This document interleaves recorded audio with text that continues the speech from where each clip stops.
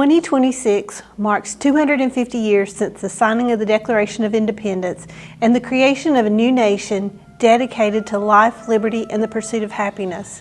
America's faced many challenges and changes over the past 250 years, and it gives each generation a great story to tell and a rich history to explore. Here in Caldwell County, we have that same rich history and great stories to tell. And that's what we're going to do. We're going to tell you some of the history of Caldwell County and hear from many of our residents who have great stories to tell. Welcome to Caldwell County Today. I'm Paige Counts, Public Information Officer for Caldwell County. Joining me today is Lois Mikeal. Welcome, Lois. I am so excited to talk to you. I just don't know what I'll say. Well, that's okay. I don't know what I'll say when I do this either, so we're in the same boat. Oh, good. Lois, you grew up. Tell us where you grew up. Okay, I was the first born on Greasy Creek that was born in a hospital. And I think that was notable. That is very notable because they were all born at home usually. Mm-hmm. But my mom had problems with her kidneys, mm-hmm. and so they needed her in a hospital, and she survived well, and I did too. I came out kicking. And so we lived on Abington Road, and everybody called it Greasy Creek still. Mm-hmm. Until I was probably 4, and my daddy decided that he wanted to be a game warden. He'd been working in the factories. Mm-hmm. And so he got a job, and they moved us to Lost Cove, and it was Lost Cove.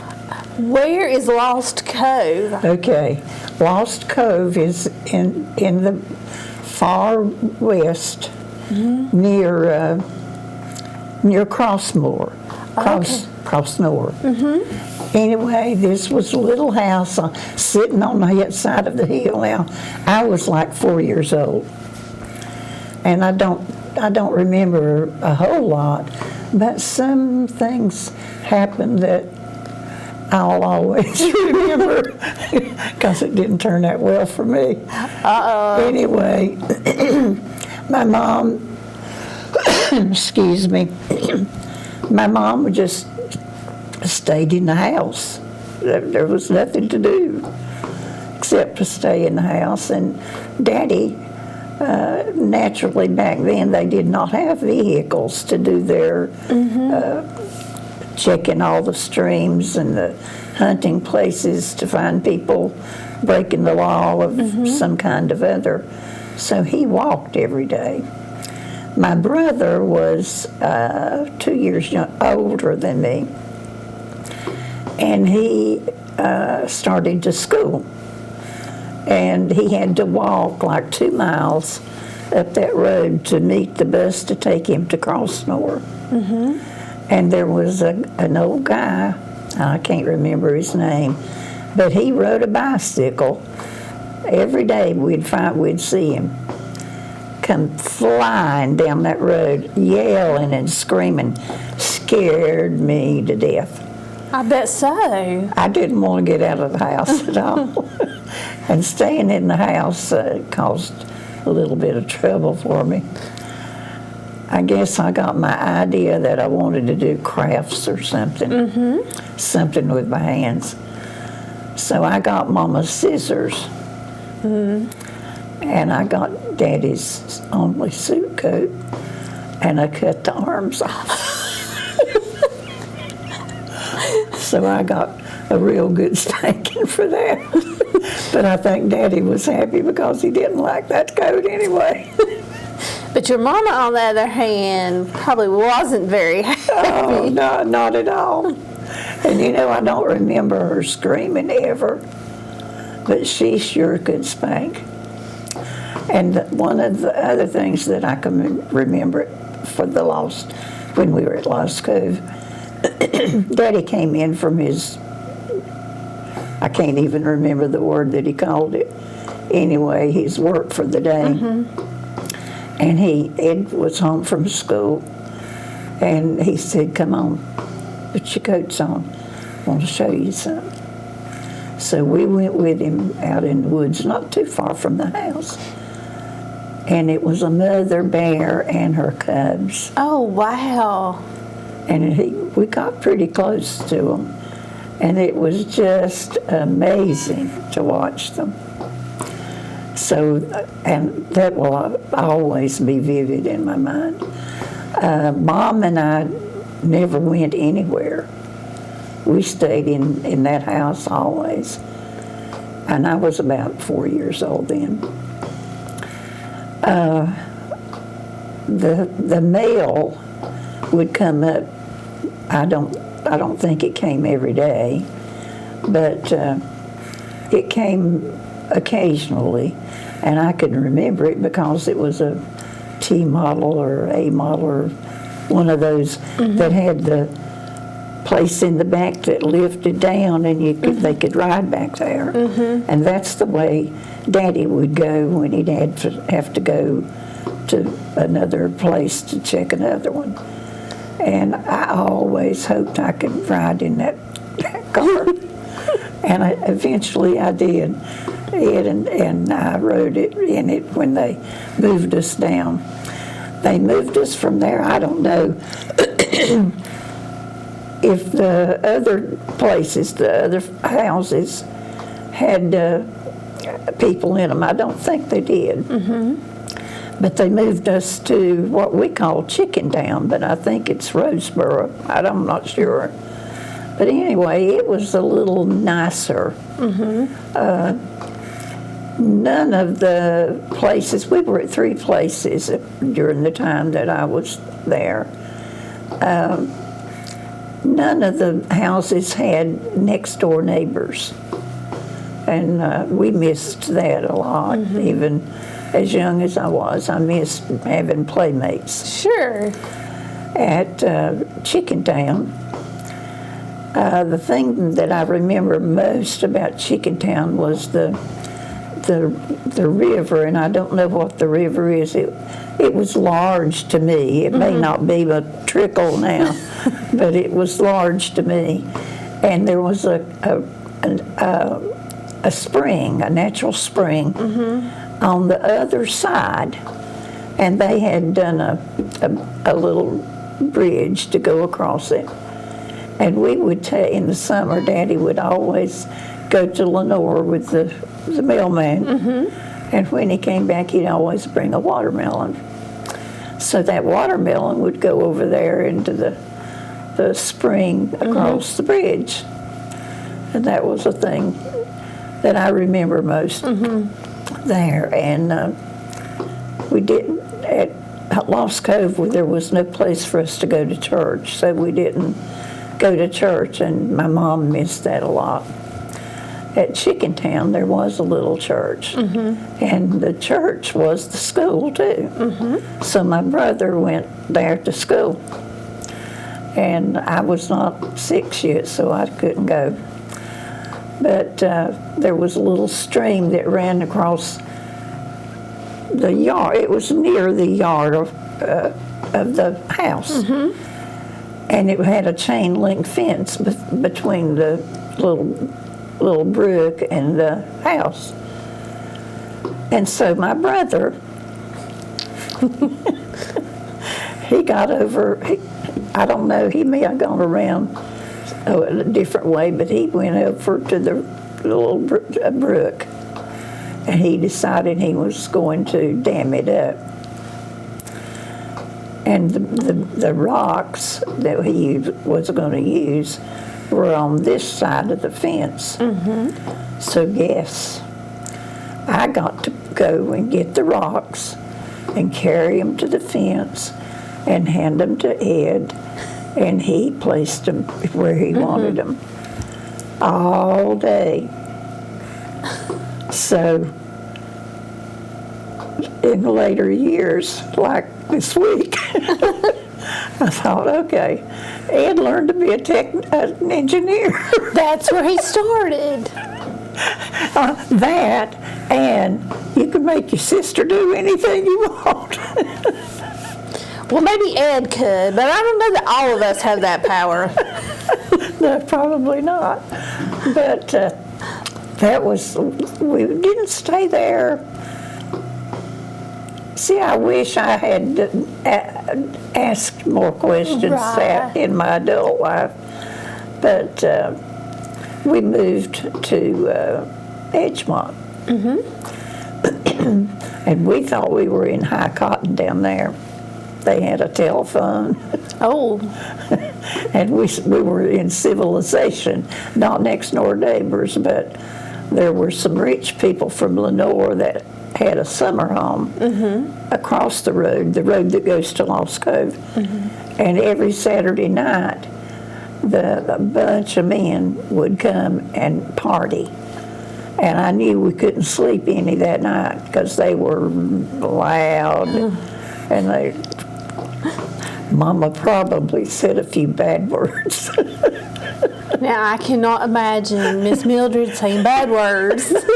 I can't. Well, one time I'll tell you, she had when we got back home, she had a crock, a churn, and she had it ready to churn to do her butter.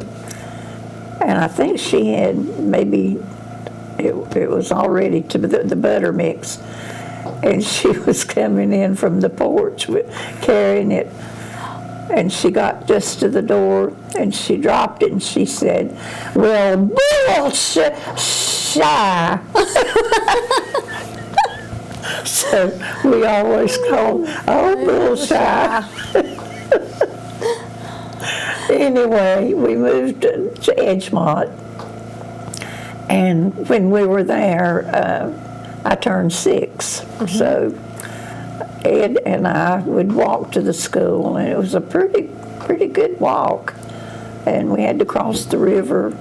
And it was more of a bridge, a real bridge going over to the school. And the school was a one-room schoolhouse. And the teacher was Miss Ollie Hollander. Never, ever, ever forget her. She was so kind, and there were, I don't know how many, but it was like 6 or 7 students. And there was a guy, he was probably a 6th or 7th grader, but I thought he was something else. And we had the desks, that were the table, and the desk was attached to the table. And I would sit with him. And Miss Hollander must not have cared, and he didn't care.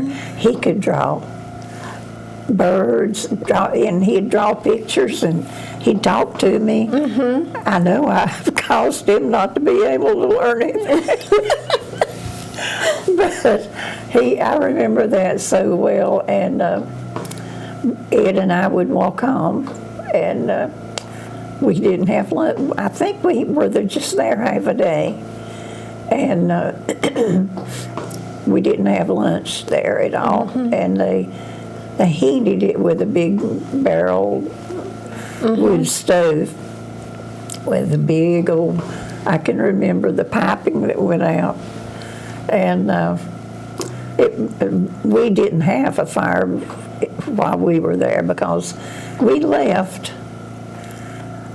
I don't know if Mama got tired of having us walk that distance by ourselves. See, I never heard any of the arguments or whatever, but I assumed that she didn't want us to have to do that in the winter. Right. So we moved back to Lenore. And we moved back to Greasy Creek. Now that's where your family was, right? Yeah. And our church. And of course, back then, Daddy still didn't have a vehicle. We walked everywhere. And he worked at a factory in Lenore again. And he rode with somebody that had a car. But, and it was just a little house that would be probably big and called a shack. But we were home. And Daddy decided that he was going to remodel the house, and he did. He rebuilt a house, and us living in it, really. But and the house is still there now. But we got back to our church, and back then nobody. Well, Mr. Hartley had a car always. But nobody else in the neighborhood had cars. And so on Sunday mornings, rain, snow, whatever, the whole Greasy Creek community walked to church together. And all of us children be in the back cutting up. But we were there, I mean, every Sunday and Sunday nights, Wednesday nights. So we got back in the routine of being in church, and my mama was happy. And being in Collinsville School was a dream.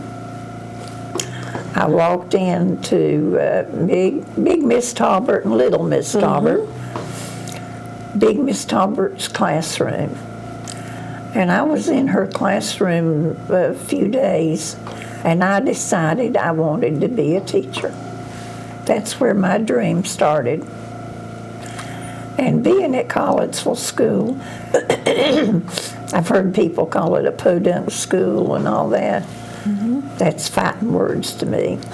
It was a wonderful, wonderful school. The teachers were down to earth. They treated you with respect. And the thing that I remember that they gifted me with, they believed in me. And they encouraged me. And they knew that I decided I wanted to be a teacher, and so that every teacher I had encouraged me to do it.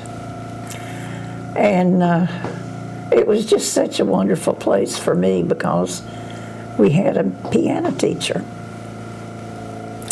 And I had been sitting at home on Sunday mornings when the gospel music was on, and I'd sit on the arm of the chair and make out like I was playing the piano. Well, Mom and Daddy didn't have much money, but I know they suffered, and they did without to pay for my piano lessons. And Miss Pitts, Miss W.I. Pitts, little old lady, if you didn't play the right thing, she'd smack your hands. I learned real quick to practice. I walked to Ideal Goods' house to practice my piano, and then Mom and Daddy bought me an old used one, but it served the purpose.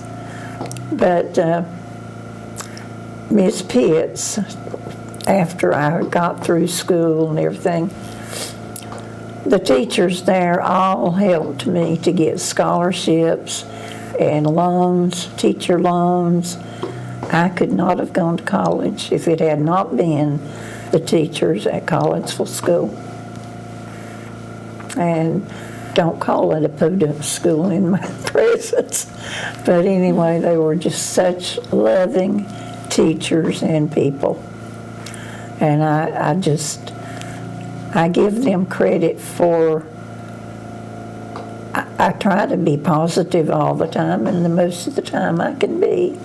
And I think I got that trait there. And because they believed in me, a nobody. And not just me, they did for all the children, but to me it was special. And I graduated from there and got a scholarship to go to Appalachian.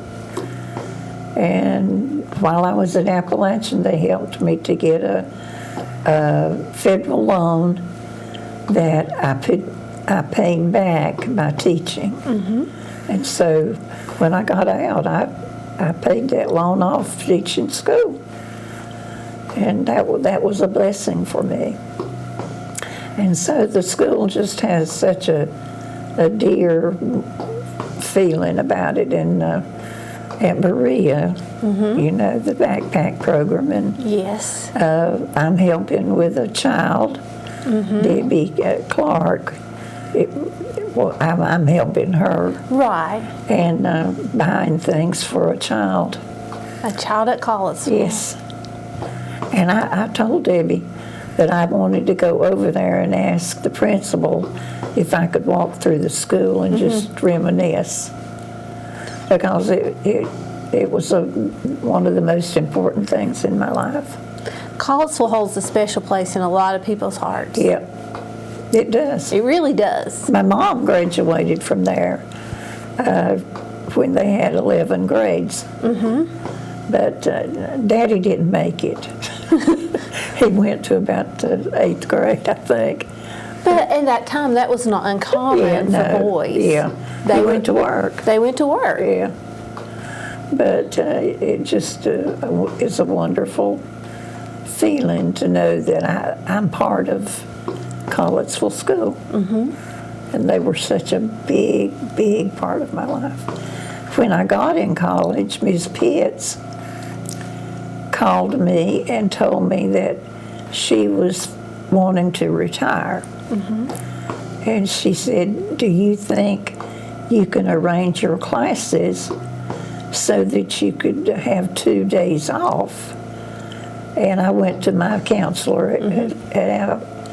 and she helped me to get the classes that I needed in Monday, Wednesday, and Fridays. And so I taught piano. Collegeville School, made money.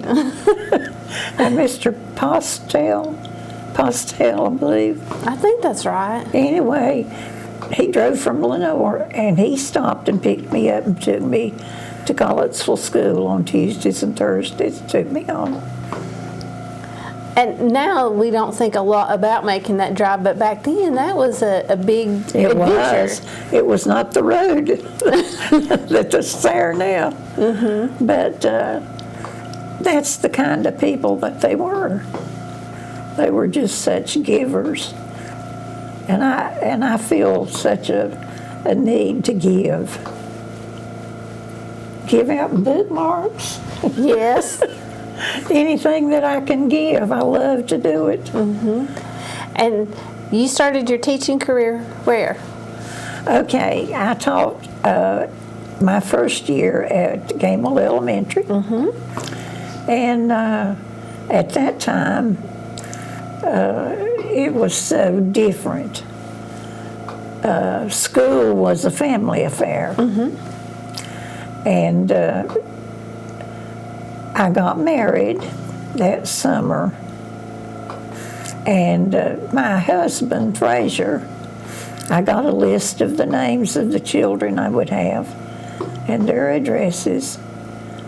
Most of them had a phone that I could call. I called and asked if I could visit. Frazier went with me to every house to visit the children that I was going to teach, and he loved it. But I wanted them to know that I had a family. And then when Beth was born, we took Beth. And then on the first day of school, when they came in, they knew me. And we also took Polaroid pictures of them and their family.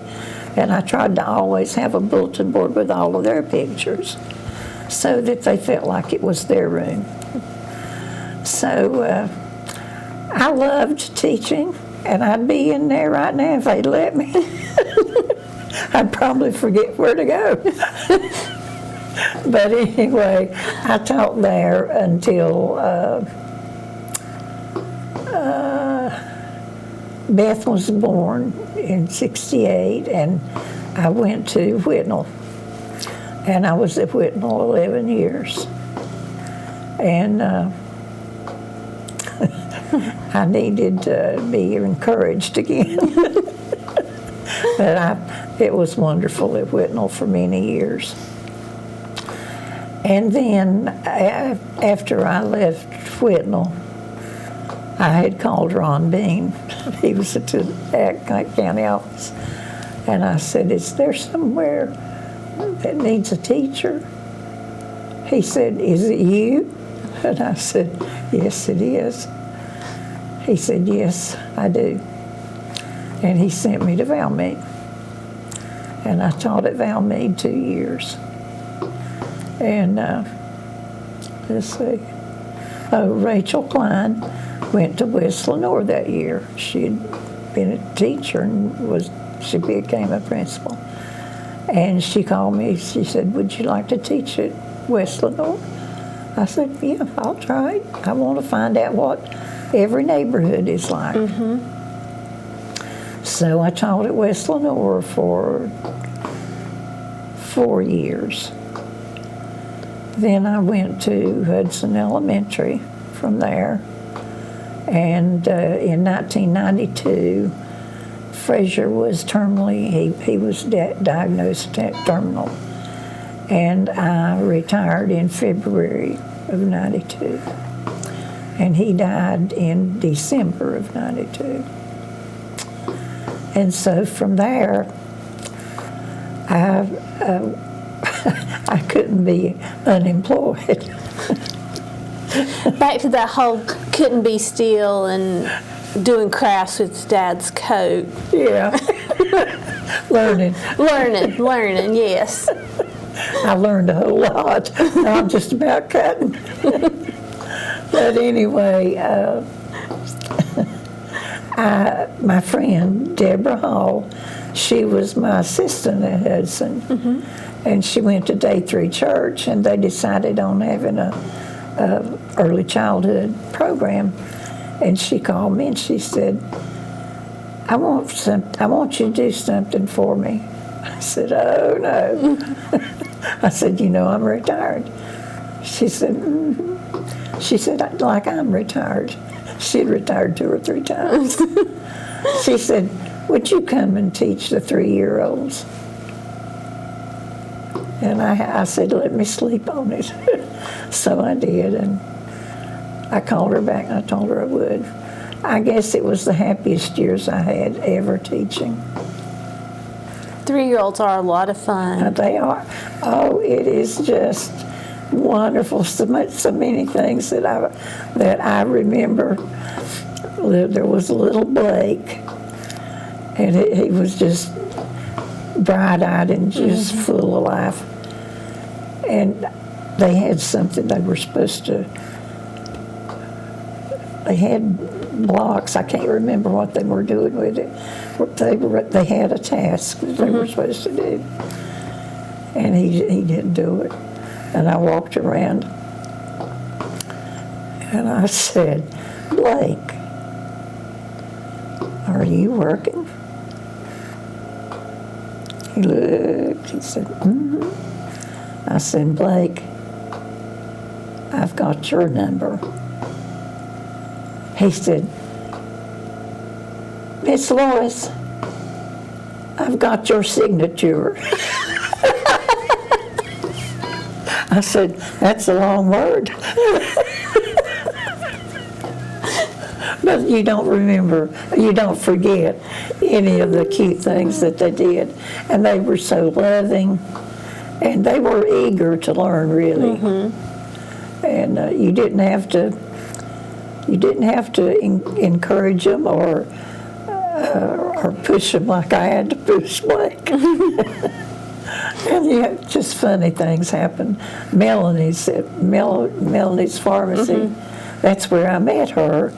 Her little boy, Tyler, was in my class. And he was so funny. And I'd always have music and sing songs, naturally. And they learned one, Down by the Bay.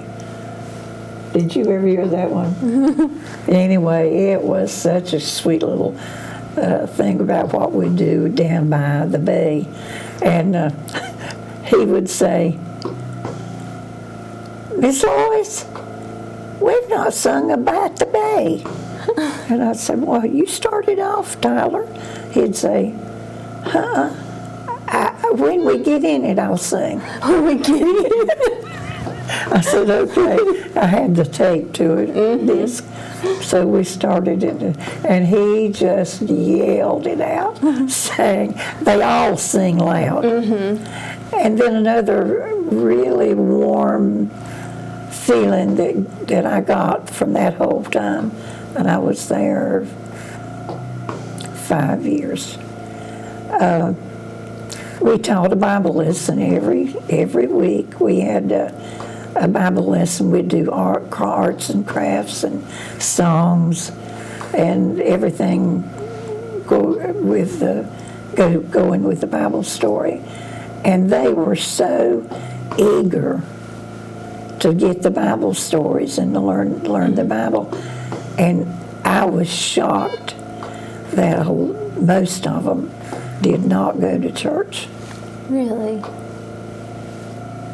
And it surprised me. But I'm just so glad that there's a place, and I'm sure it's probably still that way, that a lot of children that don't go to church get the feeling of knowing God. See, we can't do it in the schools.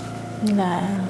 But but we could do it there, and they loved it. And then I decided I was worn out. Started having a lot of health problems, and I finally did retire. And then I started doing diamond dots. I said, I just wish they'd call me Dottie. But I stay busy, and I cook. I make people cakes and just all kinds of things like that. And you've made people cakes for years. Yes. Out at Collier's, they called me the cake lady. And I like to be called the cake lady. I'm glad I can still make them. Maria's going to get one Sunday. Sunday? You coming? I don't know. And you've done so many things. You play piano for a number of churches. Yeah. Talk to me about that. I mean, just being able to be part of that worship experience. Oh, it was wonderful. And Cindy plays really wonderful. I enjoy listening to her. And I don't play as well as I did because these get in out, and I don't practice as much as I should. But I am trying to do more practicing because it's good for your brain. Yes. So I'm working on that. I do some sewing now and then, but making cakes and the diamond dots. I love doing this diamond dot. And it's beautiful. Could you show her the card I made you? I was like, Now, I didn't make your card. you didn't make my card, but you made this. Yeah. And that's the, I better get a shot of that, but that's the diamond dots. These are the dots. And they're, this comes like this, only it's got numbers and everything. And you just take your stylus and pick up that color and put it where it shows. How long did it take you to do something like That this? one, hour and a half. An hour and a half. It would take me 3 weeks. But it takes a little longer to do the cards. And I'm working on doing the cards now to send to people like Sharon and Adam and Tracy, and people that are really, really special and big part of my life. I'm trying to do the cards. How did you get into doing the diamond dots? Oh, a friend, Stephanie Raby, lives in Hudson. She showed me. She had tried something, not a bootmark. She tried a picture, and I've got a lot of pictures. Someday I'm going to frame them and give them away, give them to people. She showed them to me, and she had bought some, and she decided she didn't want to do them. So she gave them to me, and I started them, and I love it. And it's it's time consuming, but it gives me time to think about my childhood, Lost Cove, Yes. Collinsville School, Appalachian, because my days at Appalachian were wonderful. I went to school with J.B.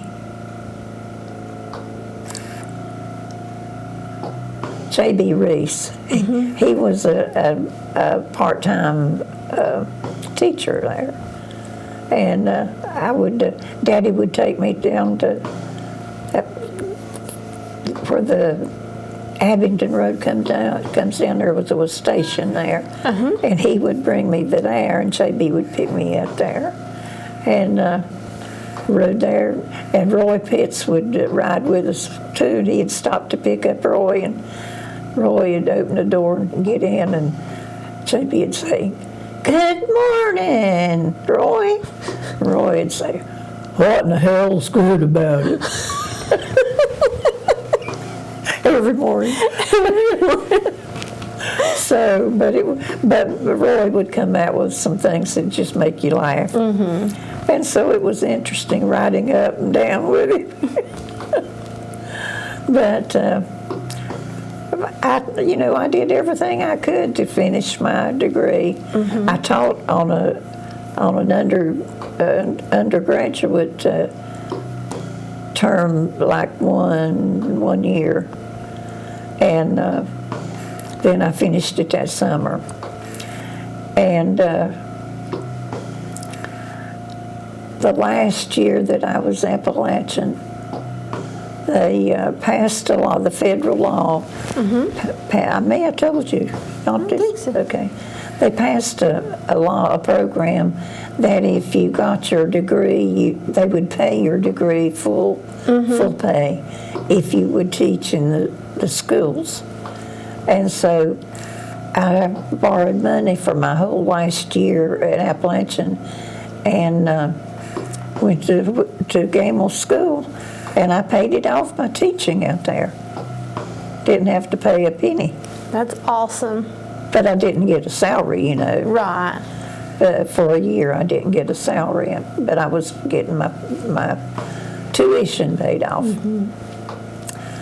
So, I guess that's pretty much. That's pretty much. I do have one question, Okay. and I know because we interviewed your nephew as part of the Masonic Lodge. Yeah.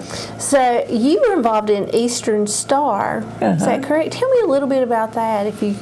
Gosh, it's been a long time. Yeah, I was Esther, the Esther post. And the thing that I remember about it was the learning of Esther, deep learning, and her the characteristics that made her who she was, and made me take a look at myself. And I think about those traits still now. So it's been a long time. You've done so much, Lois. There's so many things we can talk about. Yeah, when Beth was born, I had to give it up. So, and Beth has been a jewel for me, and she is now. And I'm going to tell her to watch TV. So she'll say, "Mama." She'll say the same thing I say to Mom, "Mama." Yeah. Yeah, I've got 2 grandsons now, and I never see them. But they're busy living their lives and being good citizens and good workers. And Thomas works and saves every penny he makes, but he had a really big amount of money to put down on a house, and he bought his house, and he's moving in it. So at Christmas we're going to have a big do with him moving in. Okay, that's exciting. Yeah, and Beth and Billy are leaving on a cruise tomorrow. So they're going to get, she said, we're going to spend our money before Thomas needs it. Sorry, Thomas. Yeah. But I have a good life. I'm happy. I don't ever think, I don't ever get depressed. When I get depressed, I pull out a card. And you start to work. I start to work. But really and truly, the diamond dots does take your mind off of it. Because you think about who you're going to give it to and why you want to give them that. Mm-hmm. Makes you count your blessings. It does. And I didn't plan on saying any of this. That's okay. You see my big list of notes, don't you? That's okay. Oh, well, dear part of my life, Allison. Mm-hmm. I'd love to see Allison. She's doing well. Good. She's doing well. She was so good to Mama. And Mama thought the sun rose in her. Allison loved your mama. Yes, she did. And she'd stop and spend time with her. And that's important, Mama there by herself. And I think that's something we need to remember is to stop and spend time with folks. And you know, I sit in my house and look out, and we've got Dennis and Mary Jean and other older people, seniors, and I need to visit them more. And when the weather opens up, I'm going to do it. Some of them I don't know. But I think the world has gone sort of that way. Mm-hmm. We didn't improve ourselves. Yep, something we've got to work on. Lois, thank you for talking to me today. Well, I've had a good time. I have too. I have too. And thank you for watching Caldwell County Today.